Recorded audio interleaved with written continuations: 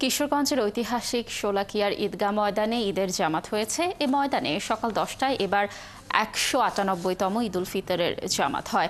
নামাজ শুরুর আগেই কানায় কানায় পূর্ণ হয়ে ওঠে এই ঐতিহাসিক ঈদগাহ ময়দান। জামাতে ইমামতি করেন কিশোরগঞ্জ শহরের বড় বাজার মসজিদের খতিব মুফতি আবুল খায়ের মোহাম্মদ সাইফুল্লাহ। প্রতি বছরের মতো এবারও ঈদের একদিন আগেই চলে আসেন অনেক মুসল্লি। রিজার্ভ বাস সহ বিভিন্ন যানবাহনে আসতে থাকেন লাখো মুসল্লি। ঈদগাহ মাঠের নিরাপত্তায় পুলিশ, বিজিবি, র্যাব সহ বিভিন্ন আইন শৃঙ্খলা রক্ষাকারী বাহিনীর বিপুল সংখ্যক সদস্য কাজ করেন।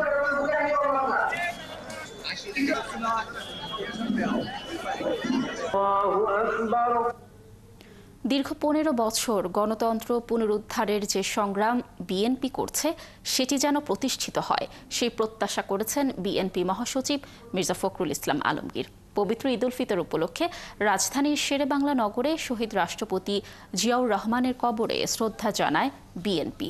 শীর্ষ নেতাদের সঙ্গে নিয়ে দলটির মহাসচিব মির্জা ফখরুল ইসলাম আলমগীরের নেতৃত্বে এ শ্রদ্ধা জানানো হয়। মুক্ত পরিবেশে অনেকটা ভিন্ন আমেজে এবারের ঈদের কর্মসূচি পালন করছে দলটি। পরে দেশবাসীকে ঈদের শুভেচ্ছা জানান মির্জা ফখরুল। এবারের ঈদে তার প্রত্যাশা, অন্তর্বর্তী সরকার জনগণকে দেয়া প্রতিশ্রুতি পালন করবে। একই সাথে দলের দুই শীর্ষ নেতা শিগগিরই দেশে ফিরবেন বলেও প্রত্যাশা করেন বিএনপি মহাসচিব। এবার আমরা মুক্ত পরিবেশে একটা আনন্দময় পরিবেশে আমরা ঈদ পালন করছি।